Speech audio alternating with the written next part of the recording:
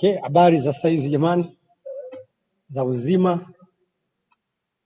Nipende kuchukua fursa hii kuwakaribisha ndugu waandishi wa habari, na ni heshima kubwa kwa taasisi yetu ya wanaume Tanzania kwa maana ya Men at Work Global. Hii ni fursa adhimu sana kuzungumza na nyinyi, kwa sababu najua kuzungumza na nyinyi tunazungumza na Watanzania, na Watanzania wa rika zote, na hasa specific wanaume, kwa sababu hao ndio walengwa wa ujumbe huu. Na mara nyingi ninajua ya kwamba linapotajwa jambo la wanaume, wanawake ndio huwa wasikilizaji wazuri pengine kuliko wanaume wenyewe. Kwa hiyo wao pia ninawaalika ya kwamba wawe mashuhuda, lakini wawe mabalozi wazuri, kwa sababu kila nyumba ina mama, ina dada, kila nyumba ina wake, na kwa mtaji huo sasa inaweza kutusaidia vizuri kusambaza ama kufikisha ujumbe huu kwa Watanzania wote.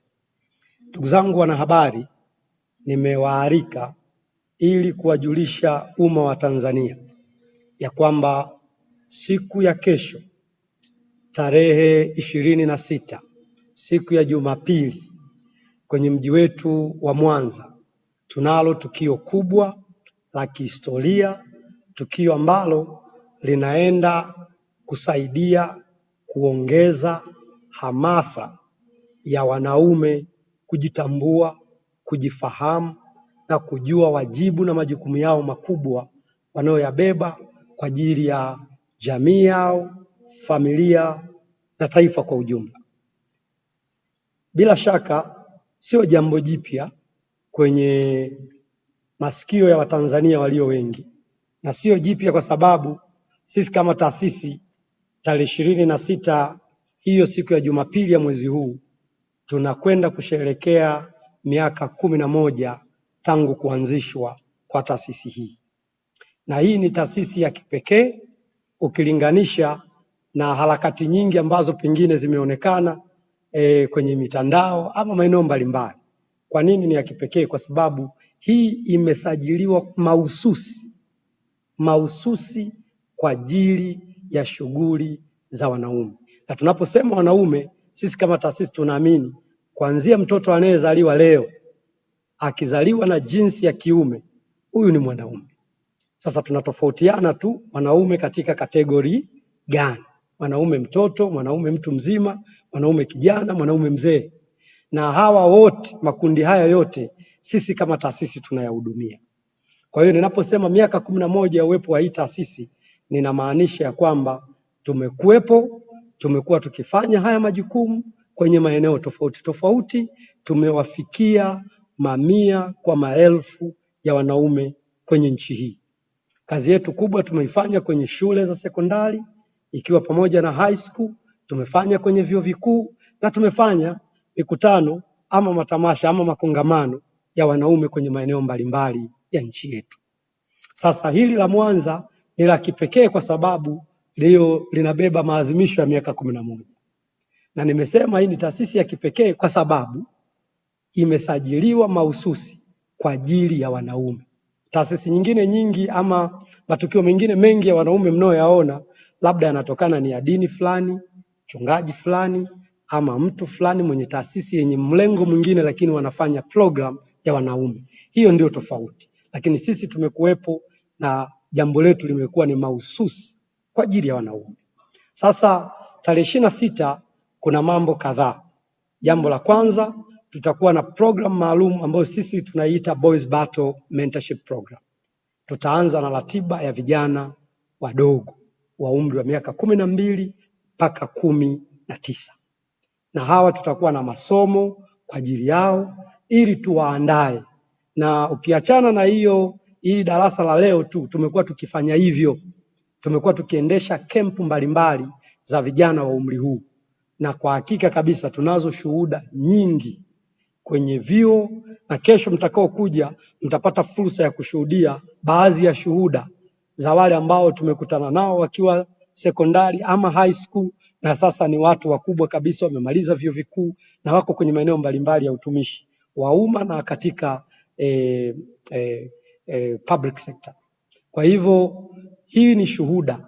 Mzazi unapomleta mtoto wako, unamleta mtoto wako eneo salama, mazingira salama, environment ambayo inamwezesha kujifunza na kupata fursa ya kujielewa mapema. Na kwa nini tunafanya hivyo? Kwa sababu msingi wa wanaume umejengwa katika malezi. Ukipotea kwenye malezi, unapotea completely kwenye aina ya mwanaume unayemtaka kesho. Tuna jamii yenye broken men, wanaume waliovunjika vipande vipande, kwa sababu ya namna ambavyo tumekuzwa na kulelewa. Mara nyingi huwa napenda kuuliza, ni wapi tunajifunza ama ni wapi tunapata darasa la wanaume? Ni wapi ambapo wewe unathibitishwa kwamba kile ulichokielewa kuhusu wanaume ni sahihi ama sio sahihi? Kwenye malezi yetu, eneo pekee ambalo tunajifunza kuhusu wanaume ni eneo la kutazama kwa baba. Vipi wasio na baba? Vipi waliolelewa na mzazi mmoja? Vipi wasiokuwa na wanaume watu wazima kwa karibu? Kwa maana hiyo, ama vipi kuhusu wale ambao wamelelewa na wazazi wao, lakini kwa kweli kabisa unaona kuna mapungufu yaliyo mengi kwenye maisha ya hao wanaume ambao ni wazazi. Kwa hiyo utaelewa tuna mchanganyiko mkubwa sana wa namna ambavyo tunaweza tukakosa tafsiri ama definition ya pamoja ya wanaume au baba au mume au mtu wa kiume. Na ndiyo maana tunasema kuzaliwa mwanaume haikuwa uchaguzi wako. Kila mtu anajikuta ni wa kiume, ila kufanyika kuwa mwanaume bora ni mchakato, it's a process.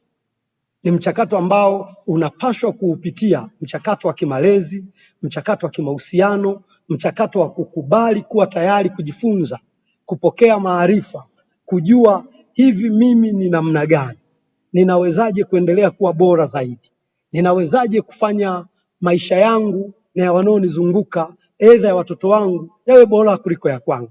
Kwa hiyo hapa ndipo tunapo taasisi yetu ya Men at Work inapokuja sasa kutengeneza jukwaa ama platform ili sasa kuwasaidia wanaume kuweka standard ya wanaume, ili kuambizana ya kwamba hapa mwenzetu nakengeuka, hapa hii ndio njia sahihi, ili kwa pamoja tuwe na tafsiri sahihi kuanzia kwa watoto wetu hata sisi tulio watu wazima, kwamba hii ndiyo tafsiri ya mwanaume.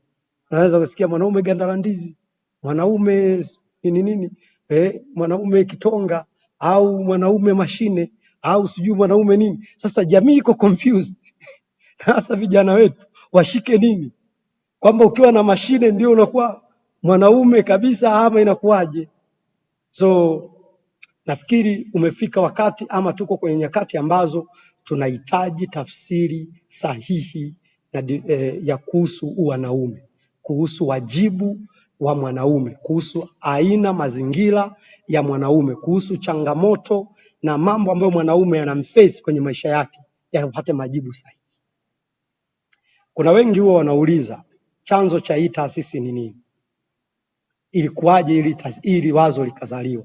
Kimsingi hili wazo lilizaliwa baada ya kuwa tumefanya utafiti kwenye maeneo mbalimbali ya kimaisha kuhusu hali ya mwanaume kwenye nchi yetu, na sio tu nchi yetu, bara la Afrika kwa ujumla. Na tuligundua mambo kadhaa ambayo ndio yanayotufanya tuwe hapa na uwepo wa hii taasisi. Jambo la kwanza, tuligundua kuhusu eneo la vifo, na hapa tulifuatilia kwa kina kidogo, na mara nyingi nimesikika nikizungumza hii habari ya kwamba wanaume tunakufa zaidi kuliko wanawake, na pengine wapo wasemaji wengi wameshalizungumzia hili jambo. Lakini kwa nini tunazungumza? Kwa sababu tunataka tufanye call, tunaitisha wito kwenye jamii kulitizama hili. Wanaume sisi wenyewe tulitizame, kwa nini wanaume wanakufa zaidi kuliko wanawake? Hatusemi kwamba na wanawake wafe na wenyewe sawa sawa na wanaume, hapana. Kama rais wetu wa kwanza hayati baba wa taifa, mama yupo, ni jambo zuri na tunapenda na tunafurahishwa na hiyo. Rais wetu wa pili, baba hayupo lakini mama yupo, Mzee Mwinyi. rais wetu wa tatu Mzee Mkapa, baba yupo lakini mama yupo, jambo jema la heri kabisa, tunafurahishwa. Rais wetu wa 4 yupo na mama yupo. Rais wetu wa 5 Mzee Magufuli hayupo lakini mama yupo. Sasa ukiangalia hii trend ya reflection ya taifa, wale viongozi wakuu wa taifa, sasa vipi ukirudi kwenye mitaa yetu? Leo asubuhi mimi ni mwanachama kati ya vile vyama vya kusaidiana. Tuna vyama mbalimbali vya kusaidiana. Mimi niko kwenye moja ya chama. Leo tu asubuhi, ndani ya wiki 2 tunasaidiana misiba. Kuna misiba 5. Kati ya misiba 5 waliokufa wote ni akina baba. Yaani baba wa baba ndio waliokufa wa wanachama, lakini wakina mama wapo. Kuna msiba mmoja wa mama. So kitu ambacho nataka kusema ni nini? Umefika wakati kama taifa, kama Wizara ya Afya, wakati mwingine utasikia kuna kansa ya matiti, kampeni inafanyika nchi nzima kuhusu wanawake, lakini mbona tusikii kampeni ya kansa ya tezi dume? Inawashusha maisha ya wanaume, inatweza utu, inapoteza wakati mwingine nguvu za kiume on process of that. Kwa hiyo pengine umefika wakati wa kuzungumzia haya mambo. Wanaume wanakufa haraka pengine kwa sababu ya hali ya maisha, kazi ngumu wanazofanya, kazi hatarishi wanazofanya.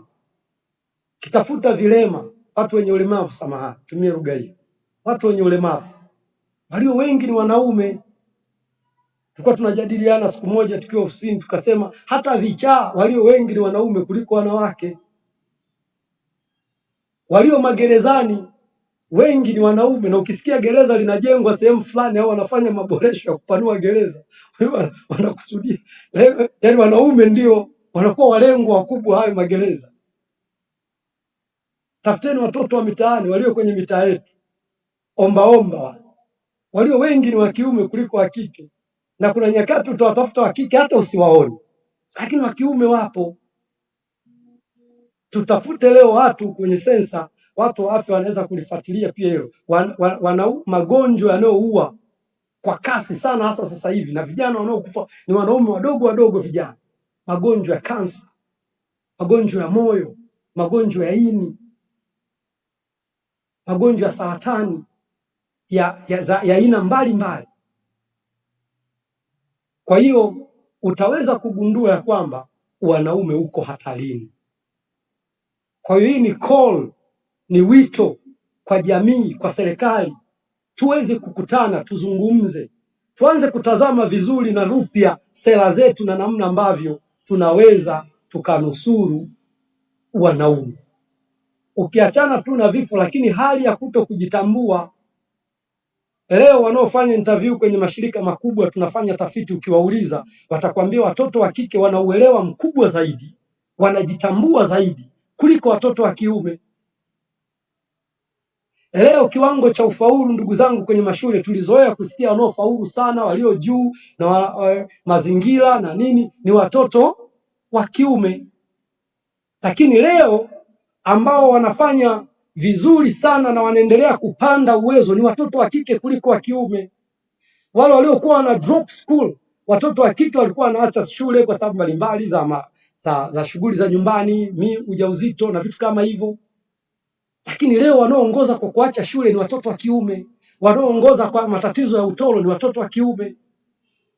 Hata kiwango cha ufaulu nasisitiza kimeshuka. Kuna wajibu, kuna umuhimu wa kuleta mjadala wa kitaifa. Sisi tunaamini hivyo kama taasisi ya wanaume Tanzania. Mjadala wa kitaifa kuhusu hali ya wanaume nchini. Walio addicted kwenye madawa ya kulevya, ulevi, hata kwenye mambo mbalimbali yasiyofaa kwenye jamii. Leo asubuhi nilipokuwa redioni tulikuwa tunaulizana, tukasema hivi, wewe ukitoka nje usiku ukasikia kuna hofu ya kukabwa, unahisi anayeweza kukukaba ni nani? Ni mwanamke? Kuna mtu ana hofu kwamba hii mitaa ninayopita huu usiku kuna mwanamke atakuja kunikaba anipole? Yupo? Wote tukiwa na hofu huwa tuna hofu dhidi ya nani? Dhidi ya wanaume. Kwa kuna umuhimu wa kuitisha mijadala ya kitaifa, na sisi kama taasisi ya wanaume Tanzania kwa kweli tumeubeba huu kuwa wajibu wetu. Kuna mtu tunaulizana hivi, wanaume wengi tunakutana wapi? Kwa sababu ukienda makanisani wanaume ni wachache kuliko wanawake. Ukienda misikitini the same. Ukienda kwenye maeneo leo ya biashara, alfajiri ukiamka utaona wamama wamebeba matenga, mifuko, wamebeba vitu, wanafukuzana huku na kule, maeneo yote ya soko, ya masoko mbalimbali. Unajiuliza wanaume wako wapi? Kwanza ni wachache, wanakufa kwa wingi, wako magerezani na hawaonekani makanisani wala misikitini. Hawa wachache wetu tulio wengi utatukuta kwa wingi sana kwenye maeneo ya starehe. Ni jambo zuri, tunaburudika, pengine tunajipoza kwa sababu ya machungu mbalimbali ya maisha. Lakini ndugu wanahabari, niseme ya kwamba imefika wakati, na wakati ni sasa. Wakati ni sasa, na siku hii ya tarehe 26 tunaenda kuweka historia nyingine ya mjadala mpana ambao tunaomba taifa letu, tunaomba jamii yetu, na tunaiomba serikali yetu iweke jicho la ziada, itizame kwa upya namna ambavyo tunaweza kujenga, kuimarisha, kuinua, kuboresha hali ya wanaume katika taifa letu, kwa sababu hawa wanaume ndio ambao wanategemewa. Yaani huyu mwanaume pamoja na haya yote niliyoyasema, lakini huyu ndiye anayetegemewa. Anategemewa kama baba, anategemewa kama kiongozi, anategemewa kama mlinzi wa familia, wa jamii, anategemewa kama mtu mwenye nguvu kazi ya taifa. Sasa kama tukiendelea hivi tunavyoendelea, sio muda mrefu tutapoteza nguvu kazi ya taifa letu. Ninatoa wito kwa wanaume wote watakaoweza kutusikiliza kwa njia ya mitandao ya kijamii, watakaoweza kuja kwenye ukumbi wa BOT hapa Mwanza, kutoka mikoa yote ya kanda ya Ziwa na maeneo mbalimbali, tunawakaribisha sana, maana tunakwenda kujadili, tunakwenda kuonyesha umma wa Tanzania namna gani ambavyo wanaume wanahitaji msaada, wanahitaji kuwekewa nguvu. Na nikizungumza wanaume namaanisha kuanzia vijana wa umri wa mdogo kabisa, kwa maana ya malezi, mfumo wa malezi na hata kwenye utu uzima. Basi baada ya kusema hayo, mimi nichukue fursa hii nikaribishe maswali elekezi kutoka kwenu watu wa habari. Kama kuna eneo lolote ambalo sikulisema, najua mambo ni mengi, maelezo ni mengi, na mimi kwa kweli nikianza kuzungumza haya mambo huwa simalizi.